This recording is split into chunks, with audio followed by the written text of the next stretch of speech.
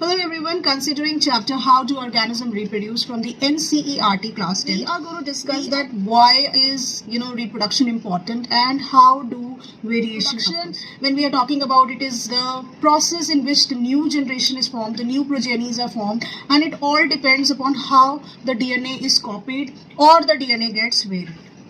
So whenever we are talking about the DNA and its transfer, then let me tell you that DNA is always copied. So whenever DNA is copied, it is related to proteins. There are protein molecules associated with the DNA copying, and it is often said that the DNA is the exact copy of the parents. Whenever the exact copy of the parents we are talking about is exactly the same as that of the parents. Now when we consider asexual reproduction, in asexual reproduction, offsprings are the exact copy of their parent. There is no variation seen. Why? Because even if there is a single change in the strand of the DNA or there is a single change in the protein, if we talk about, then there will be a change in the structure, there will be a change in the features, there will be a change in the shape of the body. So whenever we see any kind of organism which is very different from the same type of species which it belongs to, that means there has been a change in the DNA of that species, where that particular organism of that representing species, which tend to change its shape, size, color, whatever we are talking about, the new change which we see. The DNA strands and the copying of the DNA is so very important so that the next generation does not form any new for deformity, say a very different mutant, any different variant.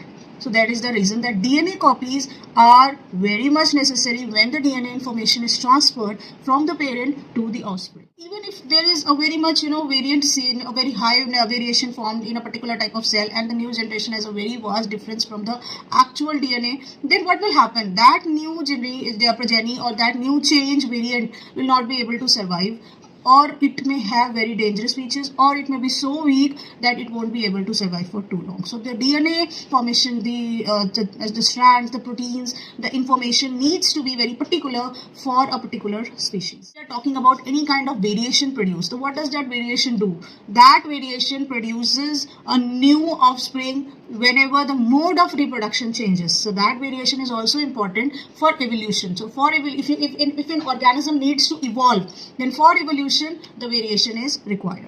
Now in this case it is dependent upon the mode of reproduction. If there are two ways we are discussing, that is the asexual mode of reproduction or the sexual mode of reproduction, then in this asexual mode of reproduction the next progeny is exact copy of the parent progeny or the parent generation.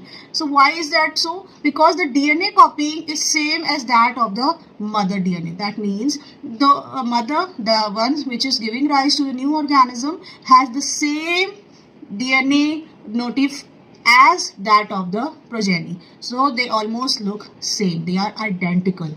Now similarly, if we are talking about sexual reproduction, in that case there is a variation. Because of the sexual mode of reproduction, the genes, the DNA which is pairing up together is coming from two different organisms. So there are two parents. There is not a single parent. So the two parents are involved.